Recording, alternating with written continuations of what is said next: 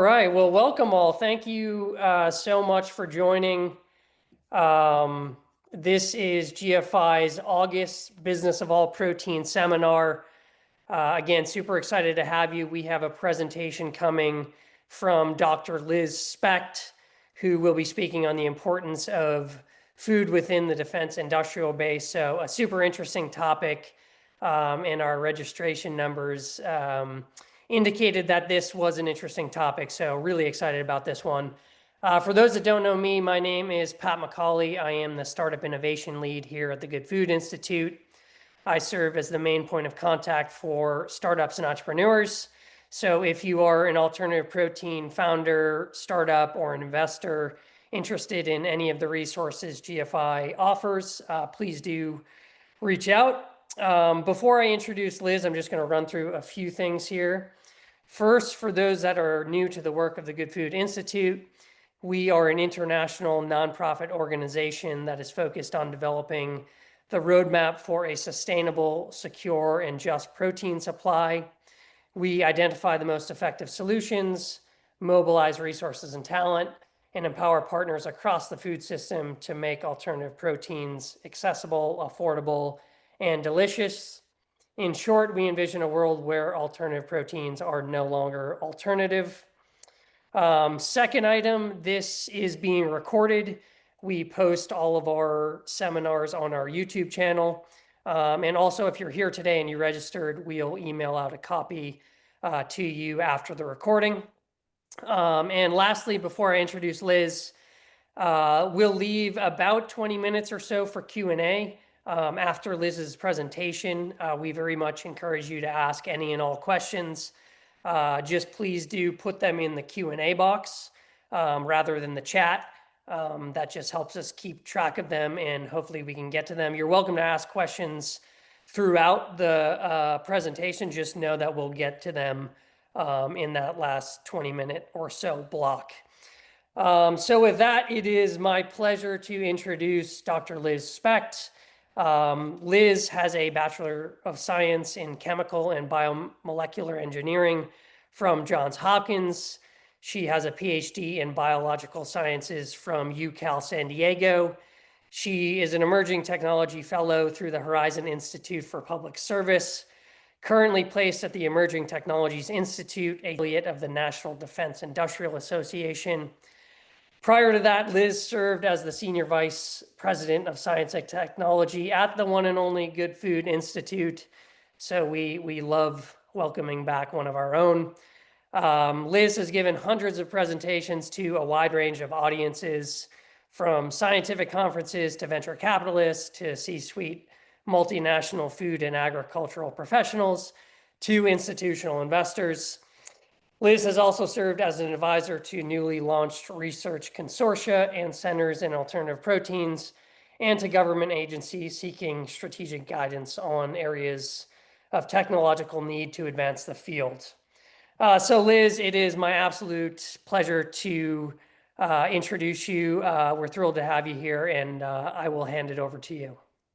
Thank you so much, Pat. I am honored to be here. It's exciting to have a little bit of a homecoming and to speak to GFI's audience wearing a different hat. As Pat mentioned, I am a fellow with Horizon Institute for Public Service. I have a short-term placement with Emerging Technologies Institute, and then we'll actually be going into the Defense Department, so kind of pushing on many of the angles that I'll talk about today from a seat within government. So it's exciting to do this sort of tour of positions, kind of all angling around how do we advance this category of emerging technologies. So I'll start by talking about who within the Department of Defense cares about food and why. The answer is a lot of people. So Department of Defense is a major purchaser of food, of course. It's a massive employer. We have many troops all around the world, immense logistics to ship that food to everyone who needs it. So there's a lot going on when it comes to food with respect to the Defense Department and defense industrial base writ large. A lot of that feels kind of invisible. It's not quite as sexy as the other kind of military capabilities that we think about more often. So I'll just kind of walk through an absolutely not exhaustive landscape of some of the key agencies that you might run into if you are exploring this area further. So all the way kind of upstream in early stage research for food, among many other capabilities. Of course, there's DARPA. DARPA has had a handful of food related projects over the years. Maybe most famously, about 5 years ago, they launched a program called Cornucopia.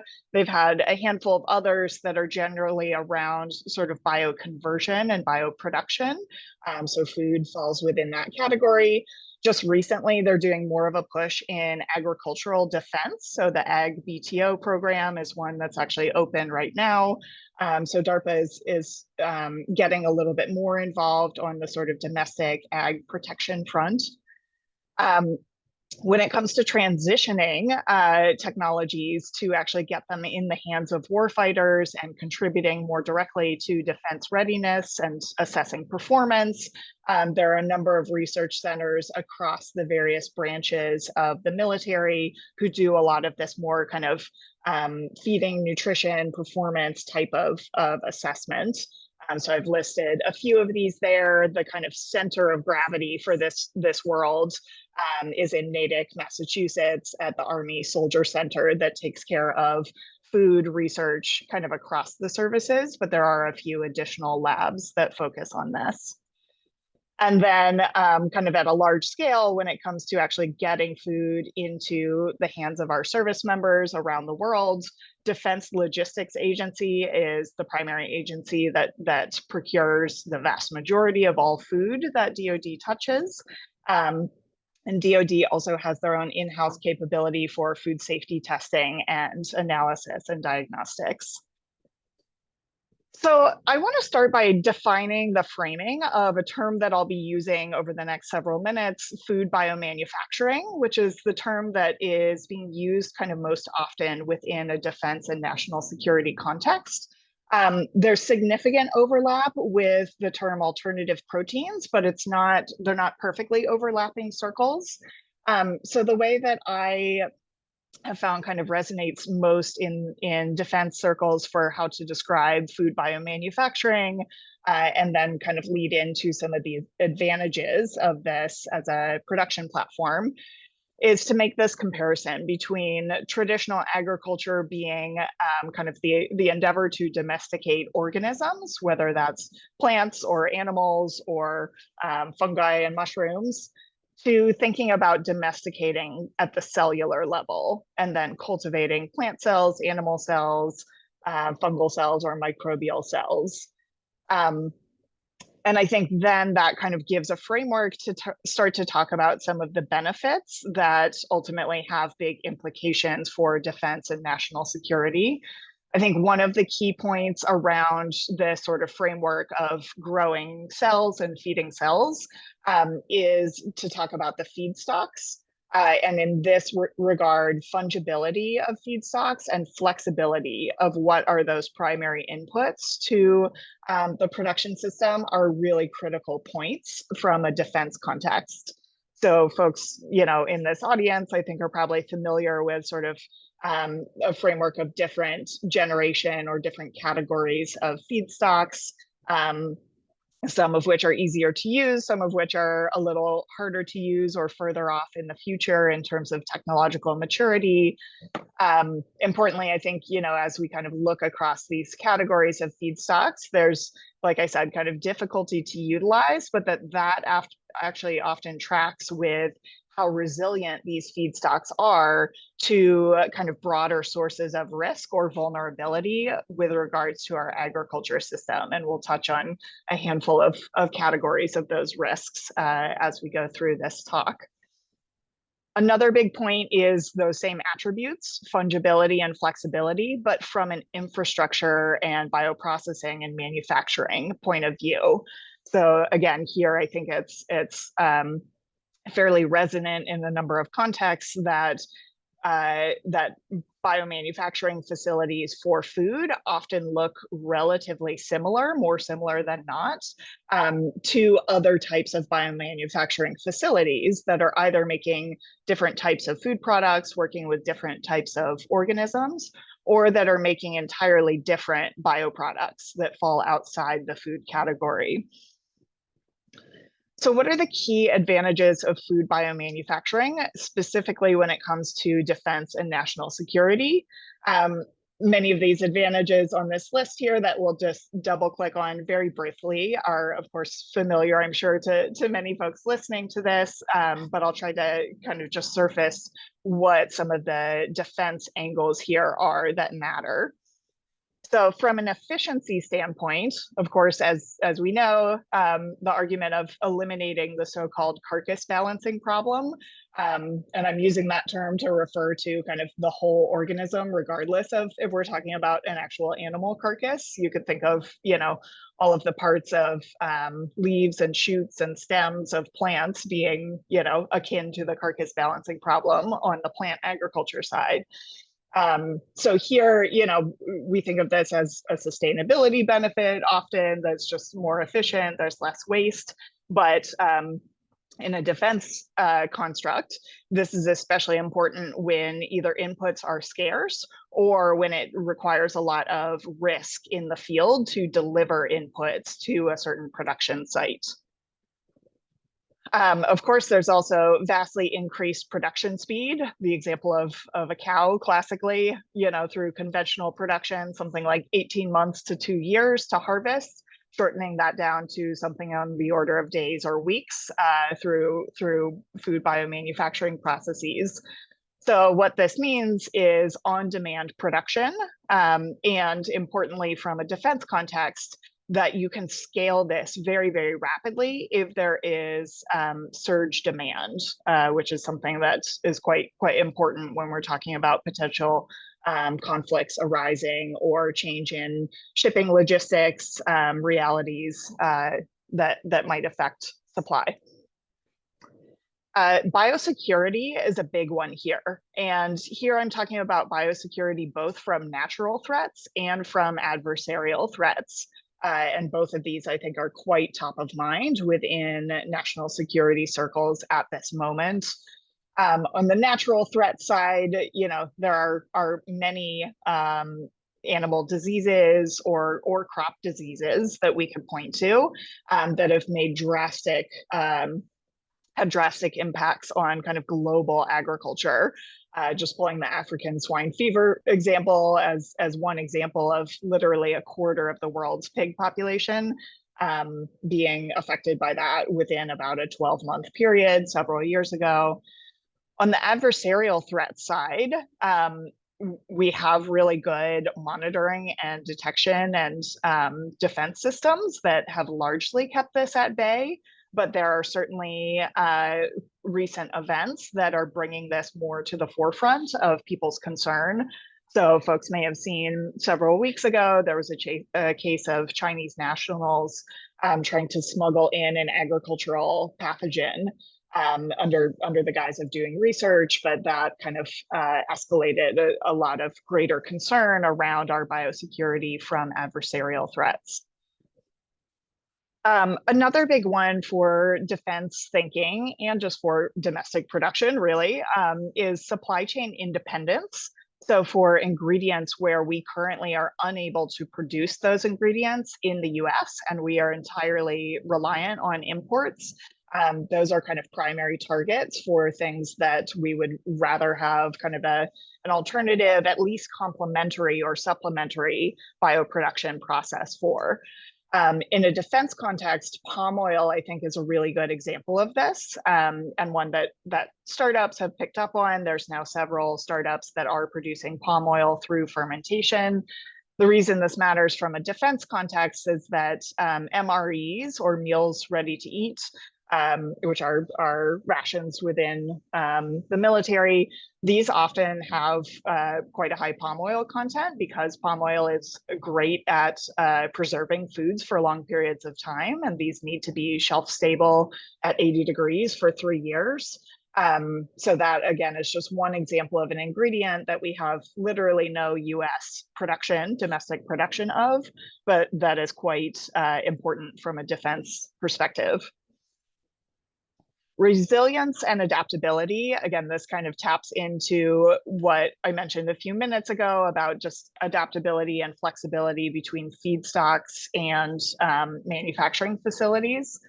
So again, just to kind of draw this point a little bit further, from a single biomanufacturing facility, if it's built with adaptability and modularity in mind from the outset, you could produce a whole slew of defense relevant bioproducts from more or less that same kind of infrastructural footprint.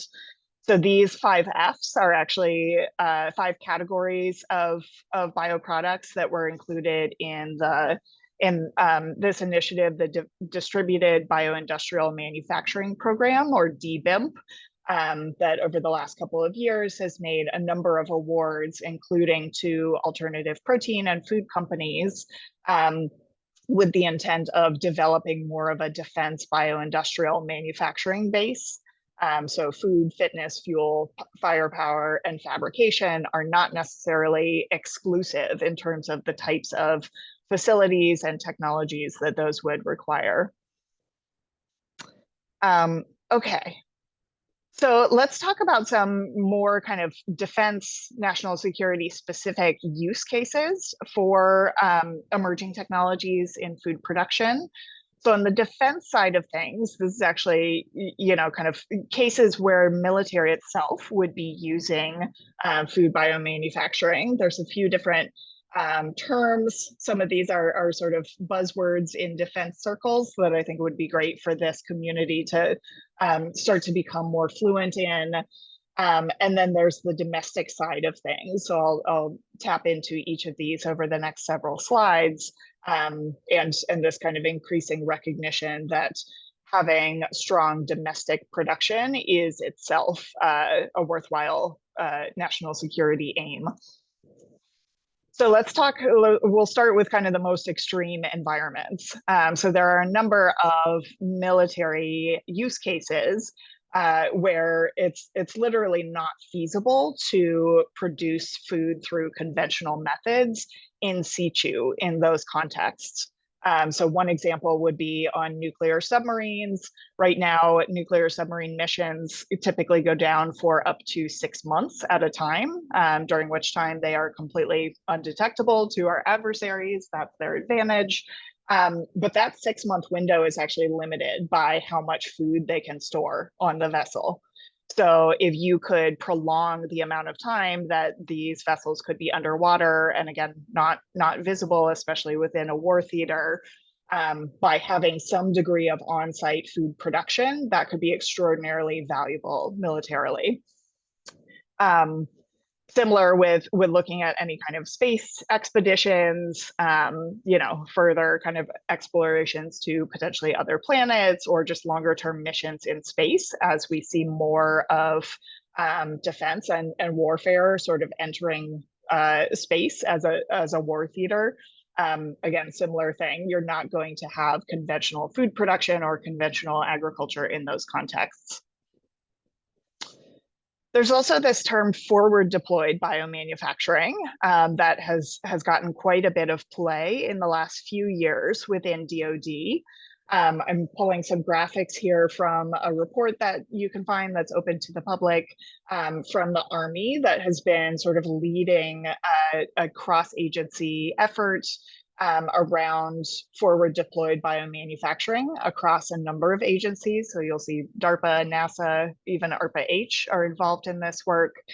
And the intent here is really to equip our services with the ability to produce, as they say on the cover of that report, anything, anywhere, at any time. That's the ideal. They're also thinking about this in kind of a framework of downscaling, so that you can send a warfighter out into the field with maybe even as small as a backpack-sized bioreactor and a number of different strain vessels that if they need something on site, they can pop it in there and be able to produce that truly locally.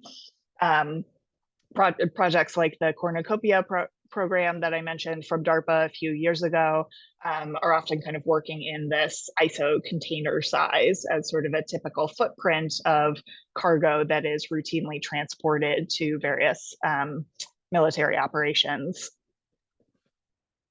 There's also this notion of surge capacity. I've mentioned this term a few times. Where a lot of the needs that DoD might have, there's no consistent demand signal for those. They might have zero demand for certain materials or firepower or fuel types or foods until all of a sudden they need a heck of a lot of it. And so this surge capacity framework, I think, is a really fascinating one to kind of think about for the role that food could play in making building domestic surge capacity viable economically. I'll draw a couple of parallels here to kind of make this point, and these are things that I have been personally like digging deeply into and geeking out a lot about. The first is this parallel from World War II. It's really nicely kind of narrated in a book that I've recently been reading called Freedom's Forge. This was the notion of kind of repurposing automakers' factories to build airplane parts with very massive scale and very, very quickly during World War II. Is this something we can kind of think about when it comes to the biomanufacturing parallel for that? So could we build out biomanufacturing facilities that are sort of ready at the drop of a hat to enter bioproduction for any of the many things that DoD might need and that they might want to repurpose under Defense Production Act with relatively few modifications of those manufacturing facilities? Again, just to make this point, surge capacity, the notion of surge capacity is sort of inherently at odds with a free market where you're producing things for which there is consistent, reliable demand signal.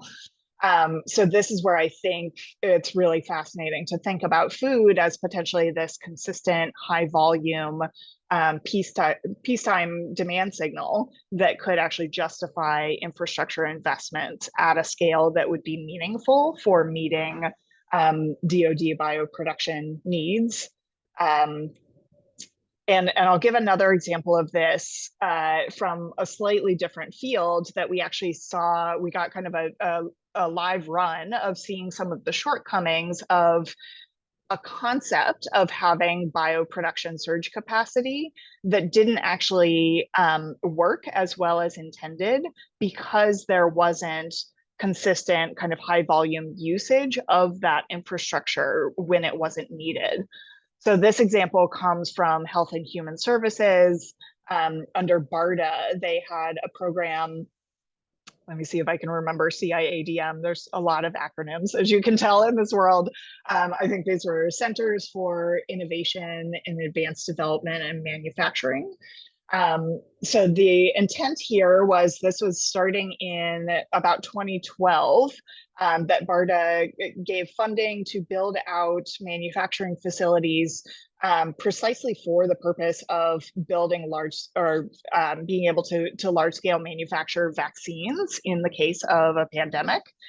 So these facilities, some were at universities, some were private company partnerships with different capabilities. And this capacity was built out. But in the meantime, between 2012, 2014 was about when they were kind of built and operational. And when we needed them, in the case of COVID, there weren't necessarily clients who were using these at kind of full scale production runs during that several year period.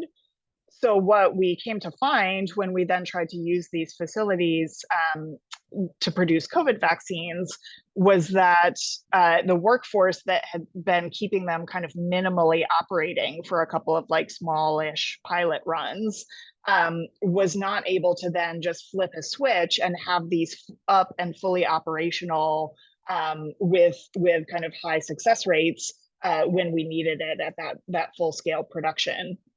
So, the workforce wasn't necessarily used to doing these large scale runs. The equipment itself hadn't necessarily been kept up to date with various certifications and calibrations.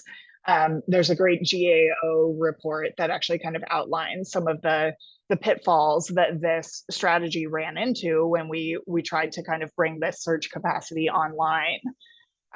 So again, I think this is a really interesting sort of set of lessons around the importance of having a private sector market where there is a demand for co-manufacturing at full-scale production volumes that could keep these types of facilities kind of on their game, so to speak, when it comes to doing full-scale production runs. There's a number of kind of things that are in the ether right now that I think make this a particularly compelling time for sort of leaning into this biomanufacturing transition in general.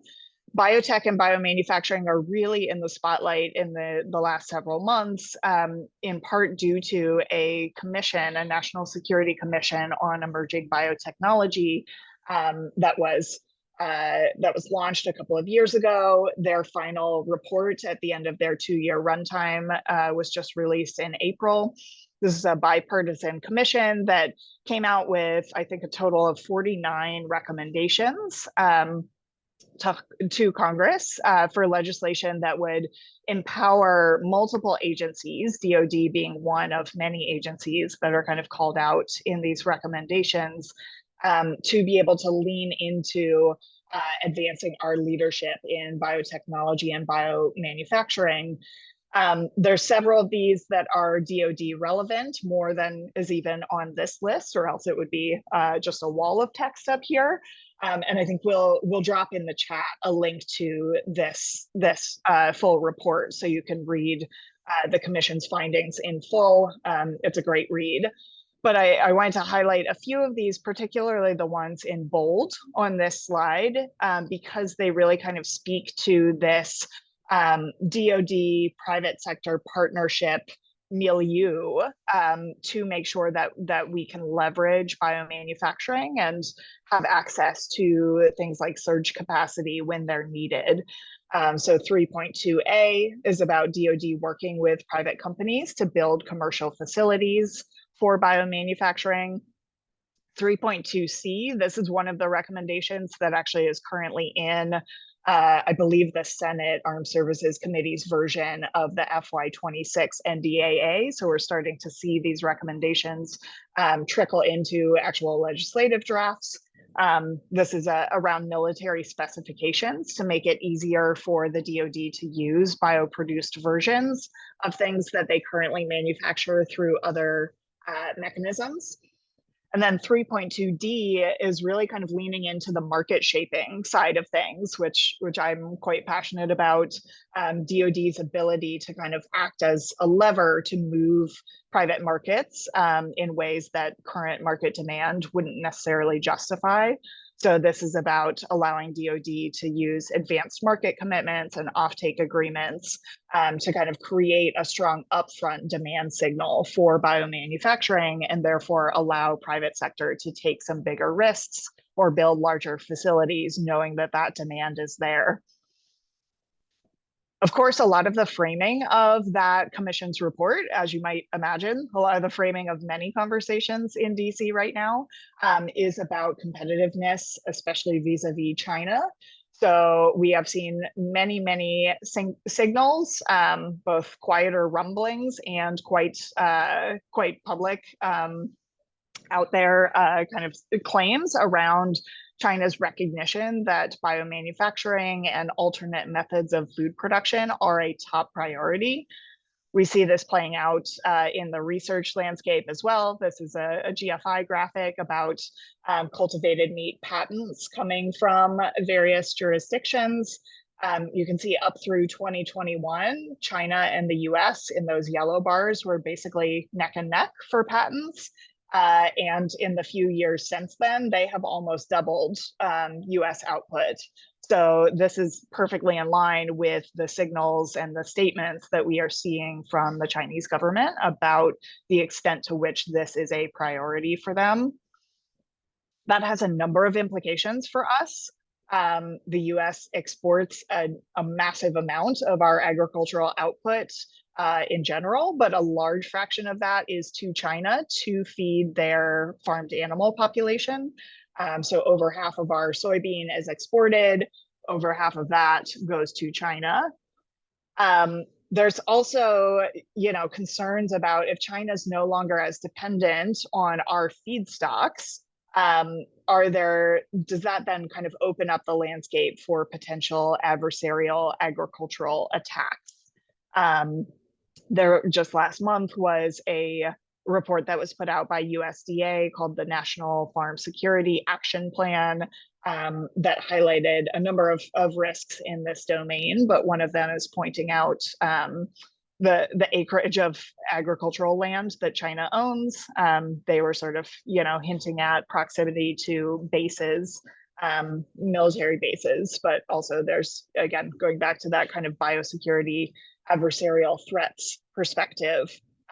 There's reasons to be concerned if China is moving very swiftly in the direction of no longer being dependent on the US as a major feedstock trading partner. Broader national security concerns beyond combat feeding. I'll try to keep this part brief because these are kind of true catastrophic scenario type of situations that I think most of us would rather not think about. But fortunately, there are folks in the national security community who think about those day and night. I love this quote from John Fitzgerald: "We are never more than 9 meals away from anarchy," just making the point that food security is national security on every level. We talk about kind of assuring supply to things like military bases or forward deployed troops, but there's actually a surprisingly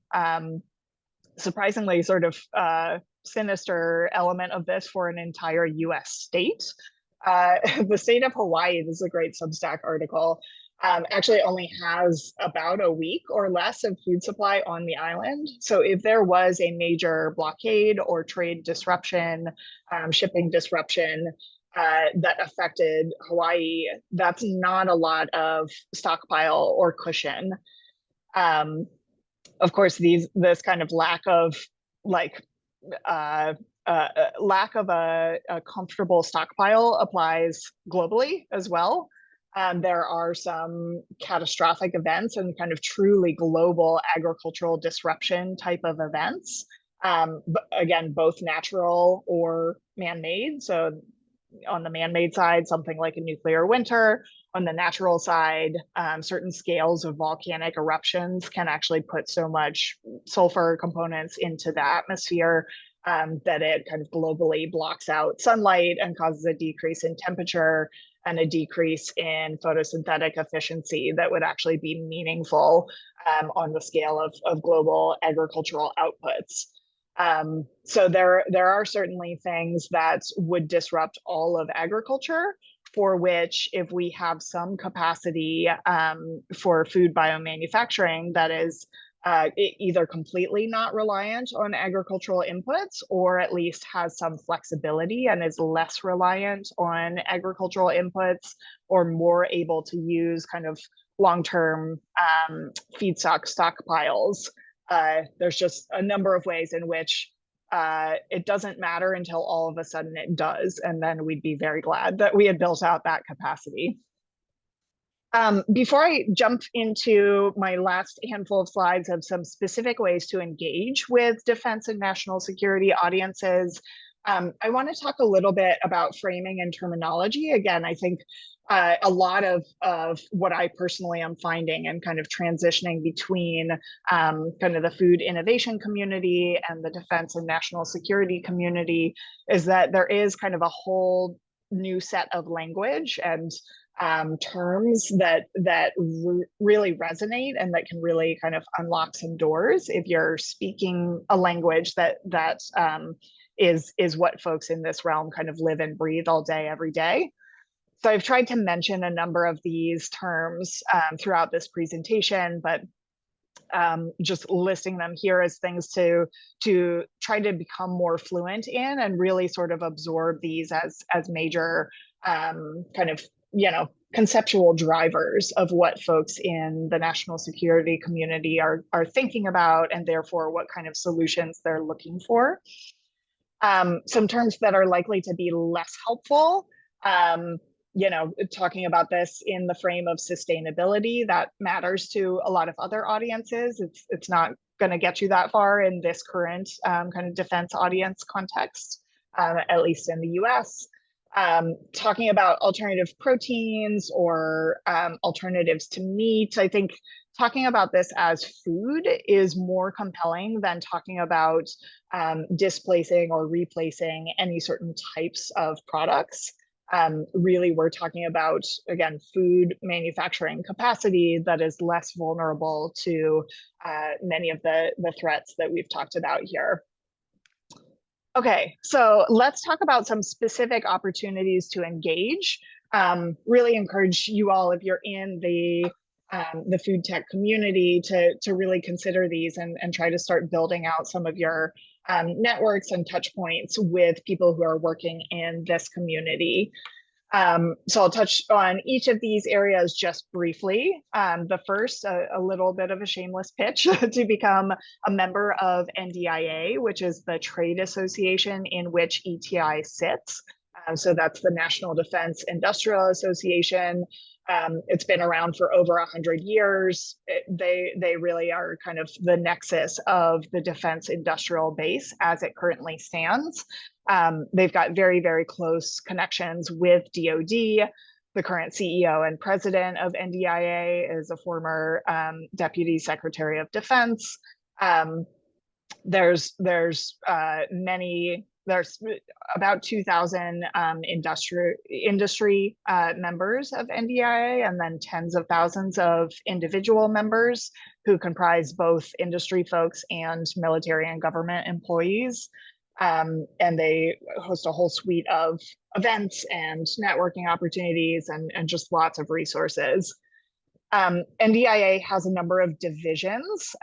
You probably can't read all of these, but you can find this on their website. What's, from my perspective, kind of salient is that there is not currently a biomanufacturing division.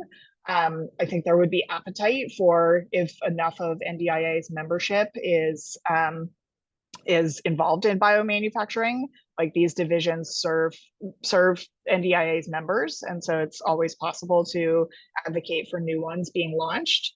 But I think there's a strong argument to be made that we're kind of in an era where this is worthy of a dedicated division and focus within this defense industrial base community. Like I said, a lot of things that are open to NDIA members as benefits, member-only events, discounts for all the events that they do host, etc. One specific event that I want to highlight that I'll be pretty involved in coming up just in a few weeks here is the Emerging Technologies Conference. This is happening in Washington, D.C. at the end of this month. This will be an awesome opportunity to get in front of folks who are working in DoD and thinking about national security, and just get great exposure and start to build those relationships. So there's the website for the conference if you want to register. Yeah, I think this will just be an awesome opportunity. I'm trying to see if I can get some exhibition space for folks to do samples of food products at one of the receptions here. TBD if that's possible with our current contract with the venue, but at any rate, great to have these conversations at this event. Within the other resources that ETI provides, there's a lot of other opportunities to kind of showcase your technology and make the case for why this solves some of the challenges that exist within defense industrial base use cases. So I'll talk about a few of ETI's kind of work products and how you can get involved there. One of the coolest things that ETI does is puts out analyses and briefs and various other written materials. Some of these focus on supply chain for emerging technologies. I think it would be really cool to see companies partner with ETI to do a supply chain analysis of defense food as it currently stands and how biomanufacturing technologies could kind of change that supply chain risk scenario. Um, ETI also has their own podcast, and they do podcasts on a whole bunch of different topics. They pull in folks from government, they pull in folks from industry. Um, it's gaining quite a bit of listenership.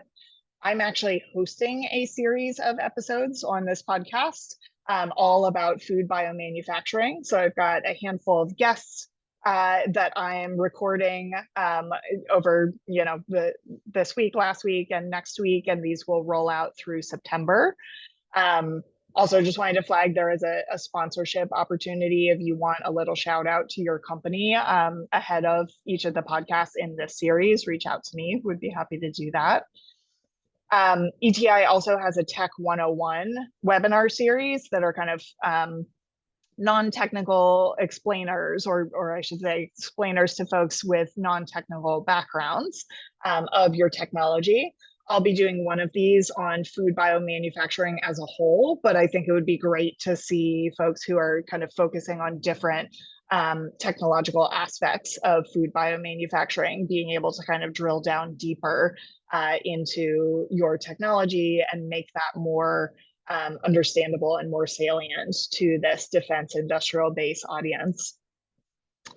A couple of non-NDIA resources that I also wanted to make sure folks here are aware of include the Apex Accelerator Network. So these are DoD funded offices that basically exist to make it easier for companies that aren't currently working with DoD as acquisition or procurement partners to submit all the paperwork. Yes, there's a lot of it to be eligible to supply DoD.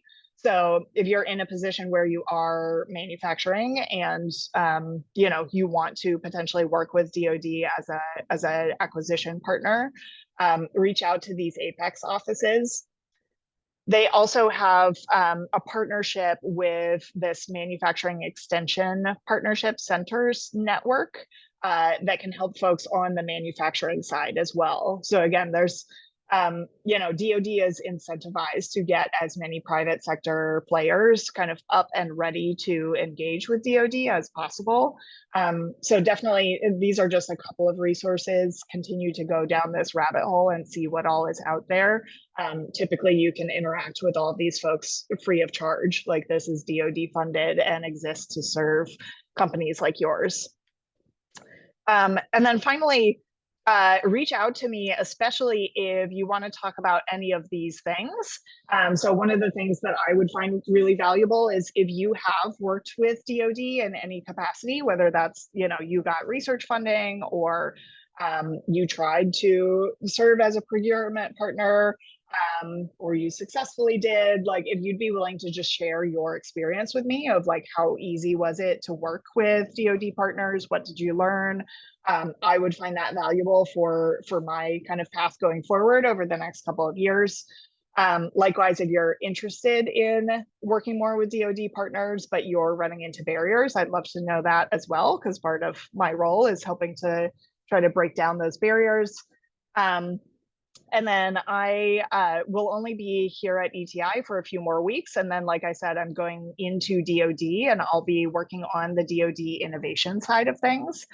So if you have cool ideas for high risk, high reward R&D topics in food and ag and biomanufacturing, I would love to chat with you.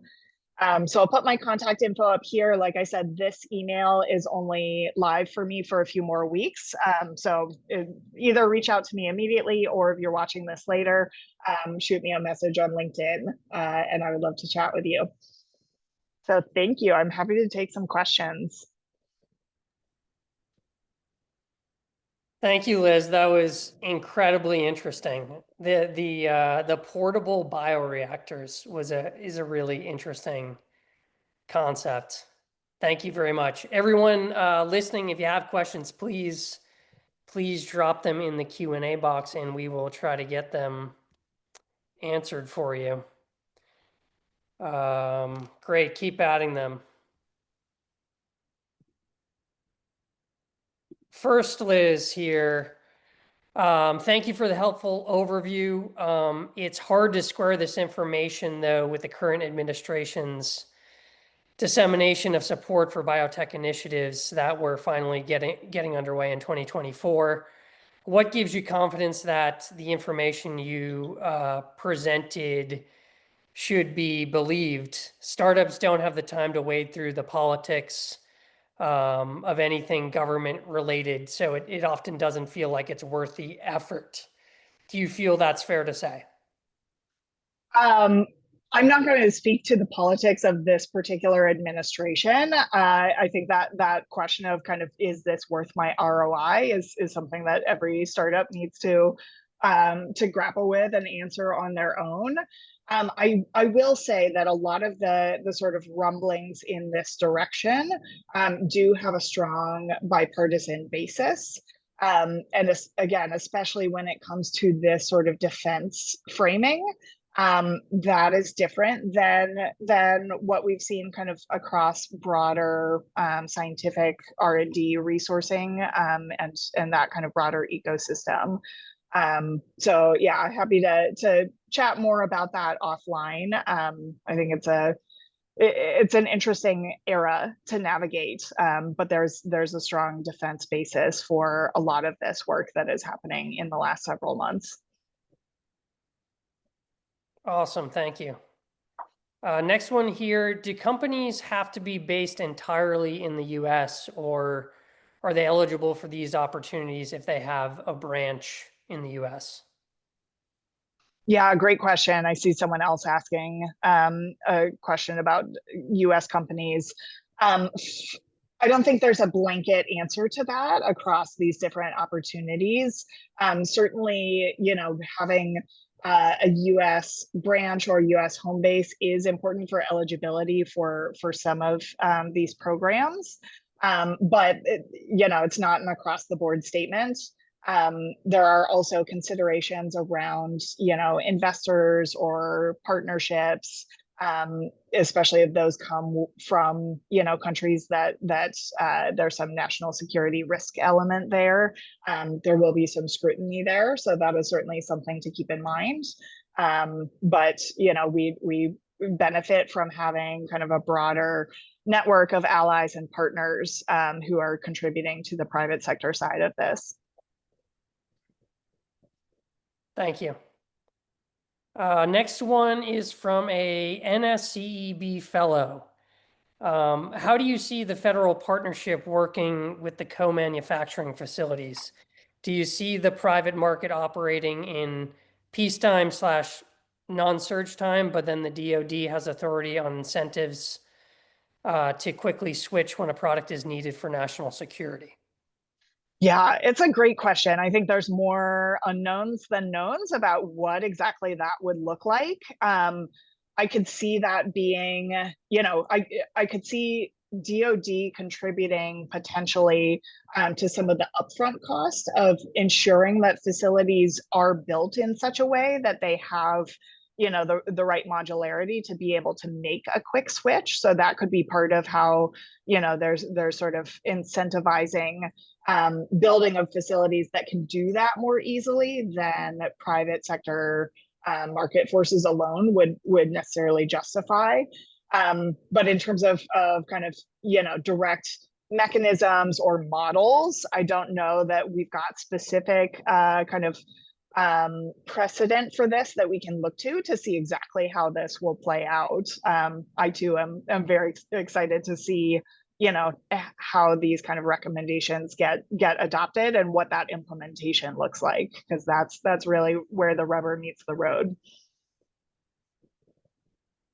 Thank you. Next one here.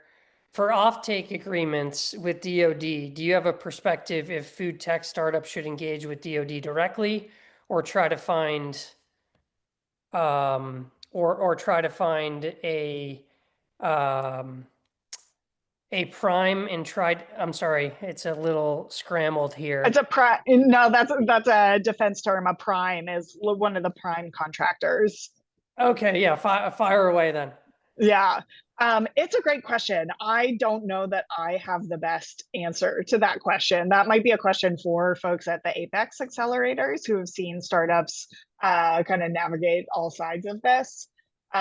Yeah, so within DoD contracting, there are often the major primes, the folks you think of as like, kind of first name basis DoD contractors, and they will often subcontract to smaller companies to make that part of the process more fluid.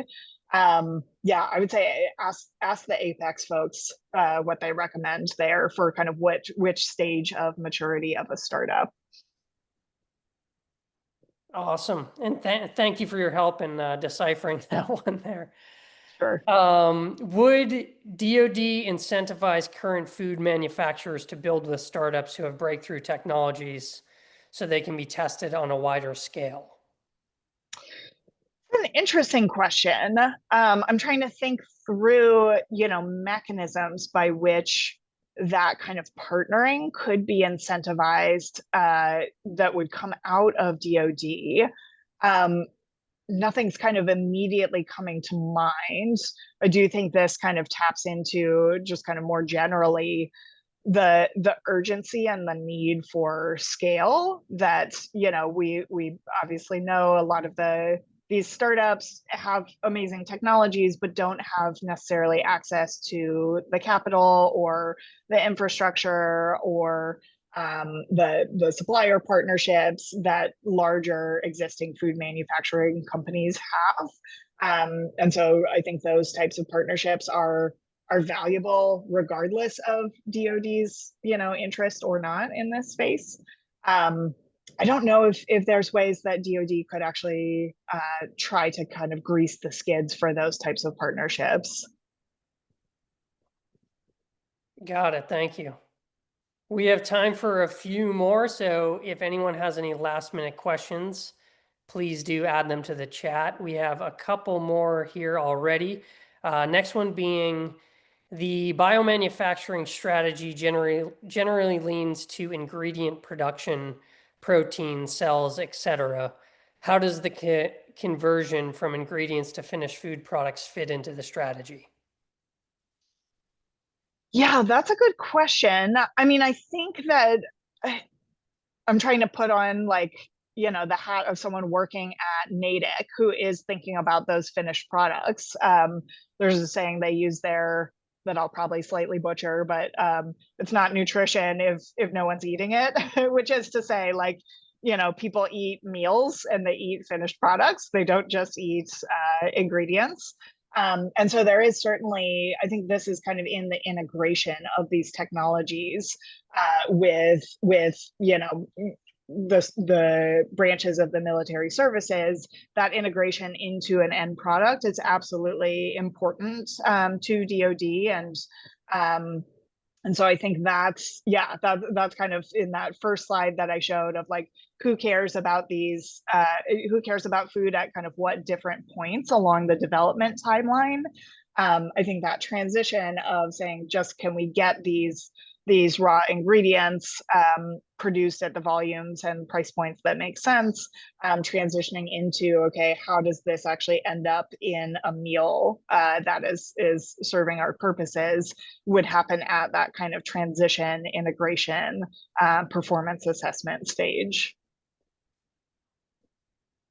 Awesome. Thank you. We'll try to get to one or two more here. Next one, as the DoD looks to scale biomanufacturing for mission critical applications, how do you see amino acid analysis being leveraged to ensure consistency and quality in upstream processes, particularly for monitoring media composition and optimizing cell growth and protein expression? Yeah, I mean, I think sensor technologies will be important for all parts of this. Again, especially when it comes down to leaning into the ability to really be adaptive to what feedstocks are available at any given location on the globe where we might want to be biomanufacturing. Being able to know exactly compositionally like what's coming in on the front end, what modifications or kind of supplementations need to be made to then bring that up to spec to get performance in a cell culture that will then give us the output that we're looking for. I think that kind of detection, sensor monitoring capability will only be more and more important in this type of adaptable framework. Thank you. Next one here. What are the areas that DARPA versus DoD versus ARPA work with? Do they have different mechanisms to work with individual organizations? Yeah, this is a tricky answer a tricky question to answer in kind of broad strokes because there are many different programs that exist across all of those entities. So they had flagged specifically DARPA and ARPA-H. ARPA-H is kind of the DARPA of Health and Human Services. I think there's differences in kind of are they interested in warfighter performance and kind of nutritional value and assessing, at point of consumption versus the sort of underlying production technologies. There's differences in kind of what stage of technology readiness. So the ARPAs of the world, DARPA, ARPA-H, et cetera, tend to work at the earlier TRLs, like 0 through 4-ish. Whereas the service labs within DoD and within the military branches tend to work more on that kind of middle of the TRL spectrum, 4 to 5, 6, 7-ish for evaluation and testing. So yeah, there's a lot of different programs that kind of span multiple spectrums of how you might slice and dice the R&D ecosystem. Thank you. We'll try to squeeze one more in here. Are there any more specific bioproduct groups within food that might be more interesting to do research on? For example, proteins, nutraceuticals, performance enhancers. I love that question.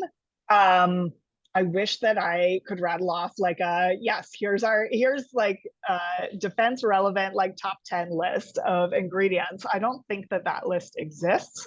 I actually was just reading a report yesterday from a few years ago that Department of Homeland Security spearheaded that was saying like they've got a number of these councils, industry councils that inform on various sectors, and they were saying they kind of put a question almost like that, like what are kind of our top targets for kind of key agricultural ingredients or outputs that need to be top priorities. And it sounded like there wasn't great consensus at that time either.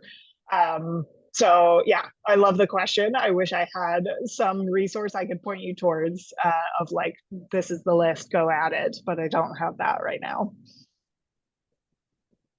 Got it. Well, thank you so much, Liz. This was awesome. And thank you to the audience for all those amazing questions and for joining us today. As a reminder, this was recorded. We'll post it on our YouTube channel. We'll send out an email copy to all of you that registered and attended. And also, if you have any feedback or ideas or questions, we very much encourage you to reach out to us at GFI. You're welcome to email corporate@gfi.org anytime to get a hold of us directly. Liz, thank you again. Thank you so much. It was a pleasure.